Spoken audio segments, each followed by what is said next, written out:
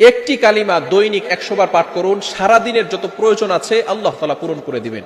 একটি কালিমা যদি আপনি 100 বার পাঠ করতে পারেন, আল্লাহ তাআলা আপনার সারা দিনের প্রয়োজন দূর করে দিবেন। শুধু তাই নয়, আল্লাহ পাক রব্বুল আলামিন 10টি গোলাম আজাদ করলে যে সওয়াব হয়, এই রিওয়ার্ড আপনার আমলনামায় আল্লাহ তাআলা দিয়ে দিবেন। 100টি গুনাহ আল্লাহ তাআলা ক্ষমা করে দিবেন। যে ব্যক্তি ফজরের নামাজের পরে 100 বার এই কালিমাটি পড়বে, পরবর্তী দিন ফজর পর্যন্ত সারা দিন রাত আল্লাহ পাক রব্বুল আলামিন শয়তানের কুমন্ত্রণা থেকে তাকে হেফাজত করবে। বলেন সুবহানাল্লাহ।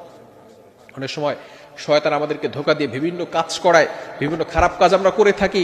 সুতরাং যদি এই আমলটা আমরা করতে পারি, অবভিয়াসলি আল্লাহ পাক রব্বুল আলামিন শয়তানের কুমন্ত্রণা থেকে আমাদেরকে হেফাজত করবে। কালিমাটি হচ্ছে লা ইলাহা ইল্লাল্লাহু ওয়াহদাহু লা শারীকা লাহু লাহুল মুলকু ওয়া লাহুল হামদু ওয়া হুয়া আলা কুল্লি শাইইন কাদির। এই কালিমার ভিতরে আল্লাহ পাক রব্বুল আলামিনের পরিচয় রয়েছে, লা ইলাহা